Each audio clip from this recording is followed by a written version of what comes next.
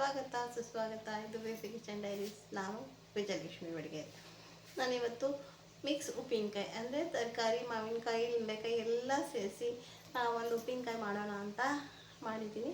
ಬನ್ನಿ, ಅದಕ್ಕೆ ಏನೆಲ್ಲ ಬೇಕು, ಹೇಗೆಲ್ಲ ಮಾಡ್ತಾಯಿದ್ದೀನಿ, ಏನೆಲ್ಲ ತೊಗೊಂಡಿದ್ದೀನಿ ಅಂತ ಕೂಡ ನಾನು ನಿಮಗೆ ತೋರಿಸ್ತೀನಿ. ಮಿಕ್ಸ್ ಉಪ್ಪಿನಕಾಯಿ ಮಾಡೋದು ಹೇಗೆ, ಮತ್ತು ತುಂಬ ಈಸಿ, ಮತ್ತು ತುಂಬ ದಿನ ಇಟ್ಟರು ಏನಾಗಲ್ಲ. ಆದರೆ ಎಲ್ಲ ತರಕಾರಿಗಳು ನಾವು ಕ್ಲೀನಾಗಿ ತೊಳೆದು ಫ್ಯಾನ್ ಕೆಳಗಡೆ ಅಥವಾ ಒಂದು 10 ನಿಮಿಷ ಬಿಸಿಲಲ್ಲಿ ಹಾಕಿ ನೀಟಾಗಿ ಒಣಗಿಸಿ ತರಕಾರಿಗಳನ್ನ ತಗೋಬೇಕಾಗುತ್ತೆ. ಆ ಥರ ಸಾಸಿವೆ ತೊಗೊಂಡಿದ್ದೀನಿ, ಮೆಂತ್ಯ ತೊಗೊಂಡಿದ್ದೀನಿ, ಮತ್ತು ಇದರಲ್ಲಿ ಒಂದು ಸ್ವಲ್ಪ ಮೆಣಸು, ಸೋಂಪು, ಜೀರಿಗೆ, ಧನಿಯಾ ಎಲ್ಲ ತೊಗೊಂಡಿದ್ದೀನಿ. ಮತ್ತು ಇಲ್ಲಿ ನಾನು ಮೆಣಸಿನ್ಕಾಯಿ ಮತ್ತು ಶುಂಠಿ ತಗೊಂಡಿದ್ದೀನಿ. ತರಕಾರಿಗಳನ್ನ ಈ ಥರ ಸಣ್ಣಗೆ ಕಟ್ ಮಾಡ್ಕೊಂಡಿರೋದು. ನಿಮಗೆ ಸ್ವಲ್ಪ ದಪ್ಪ ಬೇಕಿದ್ರೂ ದಪ್ಪನೂ ಕಟ್ ಮಾಡ್ಕೊಬೋದು ನೀವು. ಒಟ್ಟಿನಲ್ಲಿ ತರಕಾರಿ ಕ್ಲೀನಾಗೆಲ್ಲ ಒಂದು ಸ್ವಲ್ಪನೂ ನೀರಿನ ಅಂಶ, ನೀರಿನ ಬಸೆ ಇಲ್ದಿರೋ, ಏನು ಇಲ್ದಿರೋ ಥರ ಕ್ಲೀನಾಗಿ ತೊಳೆದು ಒಣಗಿಸಿ ತೊಗೊಂಡಿರೋದು. ಕ್ಯಾರೆಟು, ಹೂಕೋಸು ಮತ್ತು ಮೂಲಂಗಿ, ಮತ್ತು ಒಂದು ದೊಡ್ಡದು ಗೋಯಮಾನ್ಕಾಯಿ ಅಂತ ಹೇಳ್ತೀವಿ, ಅದು ಗೋಯಮಾನ್ಕಾಯಿ, ಮತ್ತು ಹಾಗಲಕಾಯಿ ತೊಗೊಂಡಿದ್ದೀನಿ, ಮತ್ತು ಮೂಲಂಗಿ ತೊಗೊಂಡಿದ್ದೀನಿ. ಆಮೇಲೆ 1-2-3 ಲಿಂಬೆಹಣ್ಣು ತೊಗೊಂಡಿದ್ವಿ. ಮತ್ತು ನೀವು ಇನ್ನೂ ಏನಾದರೂ ತರಕಾರಿ ಕೂಡ ಬೇಕಿದ್ದರೂ ಕೂಡ ನೀವು ಹಾಕಿ ಉಪ್ಪಿನಕಾಯಿ ಮಾಡ್ಬೋದು. ಇದು ಕೂಡ ಅದೇ ಈ ಥರ ಎಲ್ಲ ಒಂದು ಸ್ವಲ್ಪನೂ ನೀರಿನ ಅಂಶ ಇಲ್ದಿರೋ ಥರ ನೀಟಾಗಿ ಎಲ್ಲ ತೊಳೆದು ಒಣಗಿಸಿ ರೆಡಿ ಇದ್ದರೆ ಸ್ವಲ್ಪನೂ ತೇವಾಂಶ ಇರಬಾರ್ದು, ಅಷ್ಟು ನೀಟಾಗಿ ಎಲ್ಲ ಒಣಗಿಸಿರ್ಬೇಕು ತರಕಾರಿಗಳನ್ನ.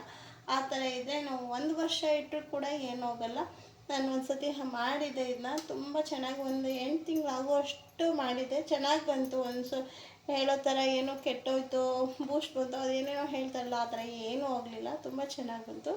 ಅದಕ್ಕೋಸ್ಕರ ನಾನು ನಿಮಗೂ ಕೂಡ ಮಾಡಿ ತೋರಿಸೋಣ ಅಂತ ಮಾಡ್ತಾಯಿರೋದು.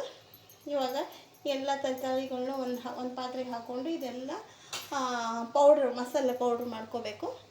ನೆಕ್ಸ್ಟ್ ಮಾಡೋಣ ಬನ್ನಿ. ಇವಾಗ ಇದೆಲ್ಲ ಕಾಳುಗಳನ್ನ ನಾನು ಸ್ವಲ್ಪ ಬಿಸಿ ಮಾಡ್ಕೊತೀನಿ. ಇದನ್ನು ಸ್ವಲ್ಪ ಬಿಸಿ ಮಾಡಿ ನಾನು ಮಿಕ್ಸಿ ಮಾಡ್ಕೋಬೇಕು. ಇದನ್ನು ಸ್ವಲ್ಪ ಹುರಿಲಿ. ಇದು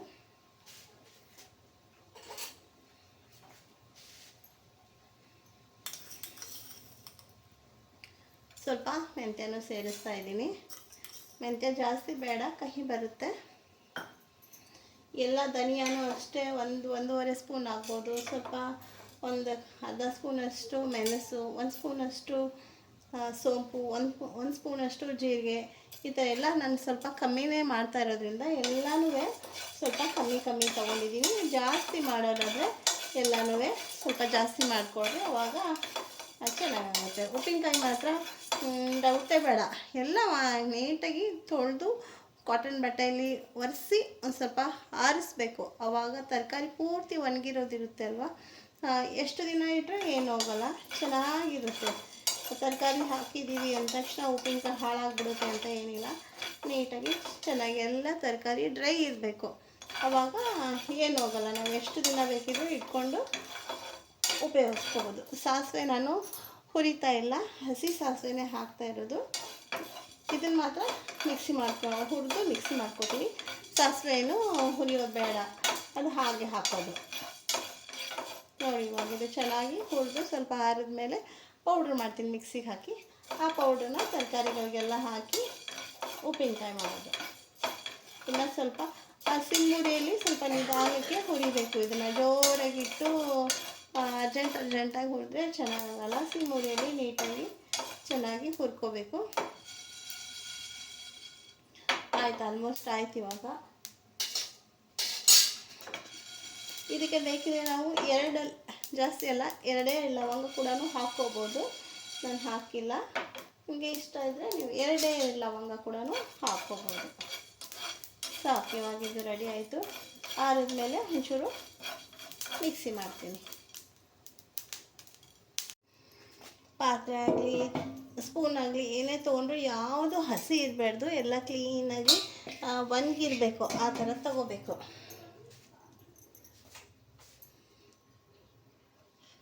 ನೋಡಿ ನಾನಿಲ್ಲಿ ದಪ್ಪಕ್ಕಿರೋದು 2 ಹಾಗಲಕಾಯಿ ಹಾಕ್ಕೊಂಡಿದ್ದೀನಿ.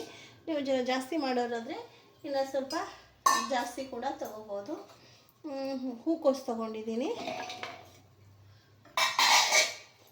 ಒಂದೇ ಒಂದು ಪುಟಾಣಿದು, ಅಂದರೆ ತುಂಬ ಚಿಕ್ಕದು ಅಲ್ಲ ದೊಡ್ಡದು ಅಲ್ಲ, ಆ ಥರದ್ದು ಮೂಲಂಗಿ ತೊಗೊಂಡಿದ್ದೀನಿ. ಒಂದು ಗೋಯ ಮಾವಿನಕಾಯಿ ತೊಗೊಂಡಿದ್ದೀನಿ.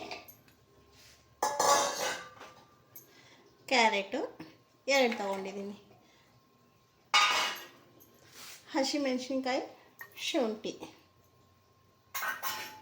ಮತ್ತು 2 ಲಿಂಬೆಹಣ್ಣು ಇಷ್ಟು ತೊಗೊಂಡಿದ್ದೀನಿ ನಾನು. ಇದೆಲ್ಲ ಒಂದು ಸತಿ ಮಿಕ್ಸ್ ಮಾಡ್ಕೊಬಿಡೋಣ.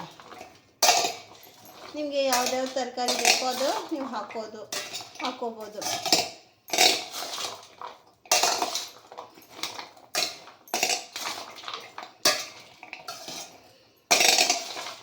ಇದೆಲ್ಲ ಮಿಕ್ಸ್ ಮಾಡ್ಕೊಂಡಿದ್ದಾಯ್ತು. ಇವಾಗ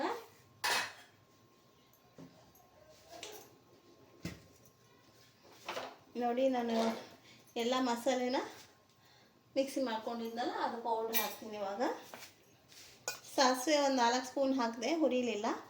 ಮಿಕ್ಕಿದ್ದೆಲ್ಲ ನಾನು ಹುರ್ಕೊಂಡಿದ್ದೆ. ಇದನ್ನು ಅಷ್ಟೇ ಮಸಾಲೆ ಪೌಡ್ರು ನೋಡಿಕೊಂಡು ಹಾಕೋಣ.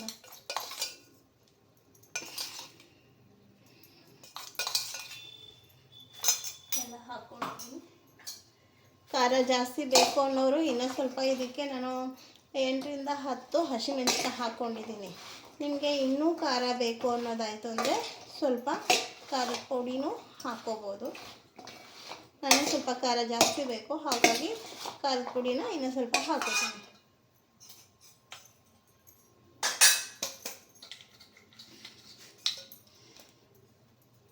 ಎಲ್ಲ ಪೂರ್ತಿ ಹಾಕ್ಕೊಬಿಟ್ಟೆ. ಇದು ಕರೆಕ್ಟ್ ಆಗುತ್ತೆ ನೋಡಿ.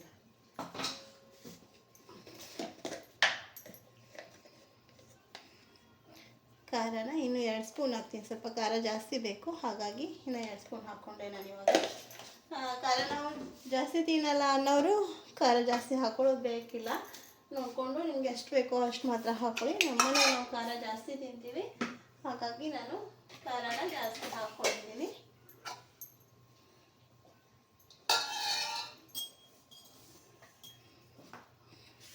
ಉಪ್ಪು ನೋಡ್ಕೊಂಡು ಹಾಕ್ಕೊಳ್ಳೋಣ. ಗೋಯ ಮಾವಿನಕಾಯಿ ಅಲ್ವಾ, ಜಾಸ್ತಿ ಹುಳಿ ಇರಲ್ಲ, ಹಾಗಾಗಿ ಒಂದು 3 ಮುಷ್ಟಿ ಅಷ್ಟು ಹಾಕ್ಕೊತಾ ಇದ್ದೀನಿ ನಾನು ಉಪ್ಪನ್ನು. ಮತ್ತು ಆಮೇಲೆ ಕೂಡ ನಾವು ಚೆಕ್ ಮಾಡಿ ಹಾಕ್ಕೋಬೋದು ಜಾಸ್ತಿ ಕಮ್ಮಿ ಅಂತ.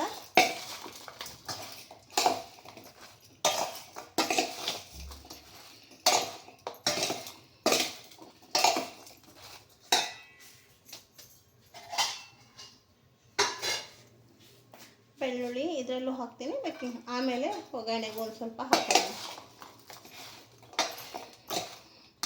ಬೆಲ್ಲ ಹಾಕ್ಕೊಳ್ಳೋರು ಬೆಲ್ಲ ಹಾಕ್ಕೋಬೋದು, ಸಕ್ಕರೆ ಆದರೂ ಹಾಕ್ಕೋಬೋದು. ನಿಮ್ಗೆ ಯಾವ್ದು ಇಷ್ಟನೋ ಅದನ್ನು ನೀವು ಹಾಕ್ಕೊಳ್ಳಿ. ಆದರೆ ಇದು ಹಾಕಿದ ತಕ್ಷಣ ತಿನ್ನೋಕ್ಕಾಗಲ್ಲ. ಎಲ್ಲ ಹಾಕಿದ್ಮೇಲೆ ಒಂದು 4 ದಿನ ಆದರೆ ಚೆನ್ನಾಗಿ ತಿನ್ಬೋದು. ಸ್ವಲ್ಪ ಕಳ್ತಿರುತ್ತೆ ಇದು. ಇವತ್ತು ಹಾಕಿ ನಾಳೆನೇ ತಿಂತೀವಿ ಅಂದರೆ ಆಗಲ್ಲ. ಯಾಕೆ ಅಂದರೆ ಹಾಗಲಕಾಯಿ ಹಾಕಿದ್ದೀವಿ, ಮೇಯ್ನ್ ಹಾಗಲಕಾಯಿ ಹಾಕಿರೋದ್ರಿಂದ ಹೂಕೋಸು ಕ್ಯಾರೆಟು ಎಲ್ಲ ಹಸಿದೆ ಅಲ್ವಾ, ಹಾಗಾಗಿ ಒಂದು 4-5 ದಿನ ಬಿಟ್ಟರೆ ಸೂಪರ್ ಆಗಿರುತ್ತೆ. 4-5 ದಿನ ಬಿಟ್ಟು ನಾವು ಇದನ್ನು ಊಟಕ್ಕೆ ತಗೋಬೋದು. ಸ್ವಲ್ಪ ಬೆಲ್ಲ ಕೂಡ ಹಾಕ್ಕೋತಾ ಇದ್ದೀನಿ.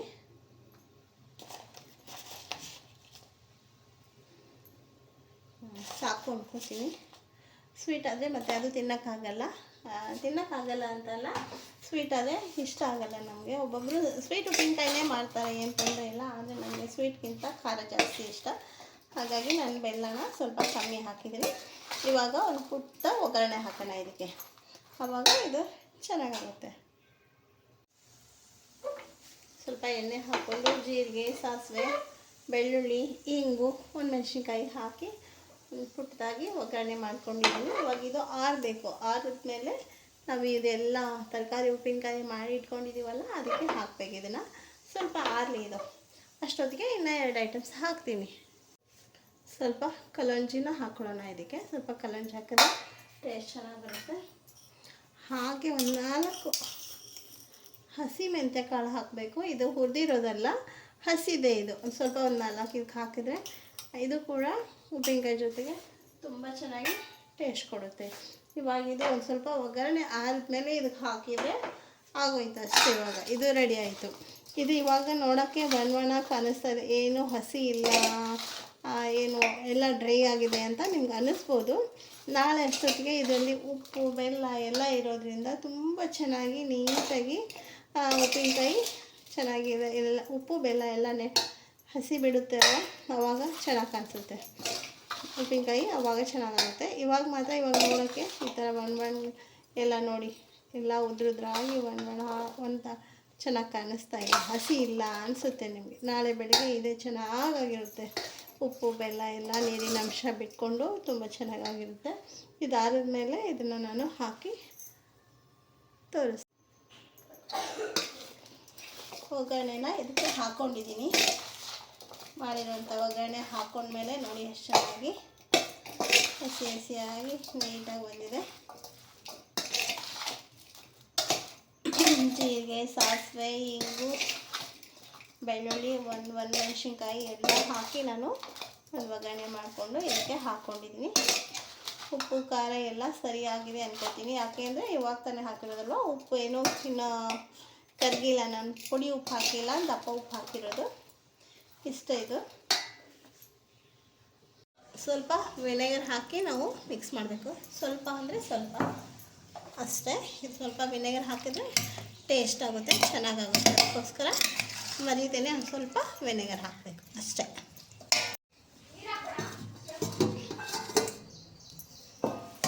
ನೋಡಿ, ಇದು ಒಂದಿನ ನಾನು ತೆಗೆದಿಟ್ಟಿದ್ದೆ. ಇವಾಗ ಎಷ್ಟು ನೀರಾಗಿದೆ ನೋಡಿ ಉಪ್ಪಿನಕಾಯಿ. ಹೌದಾ, ಡ್ರೈ ಇತ್ತಲ್ವ, ನಾನು ನೆನ್ನೆ ತೋರಿಸಿದಾಗ ಒಂದಿನ ನಾನು ಮುಚ್ಚಿ ಇಟ್ಟಿದ್ದೆ. ಇವಾಗ ಎಷ್ಟು ಚೆನ್ನಾಗಾಗಿದೆ ನೋಡಿ. ಇದನ್ನು ನಾವು ಒಂದು ಜಾರ್ಗೆ ಸರ್ವ್ ಮಾಡ್ಕೊಳ್ಳೋಣ.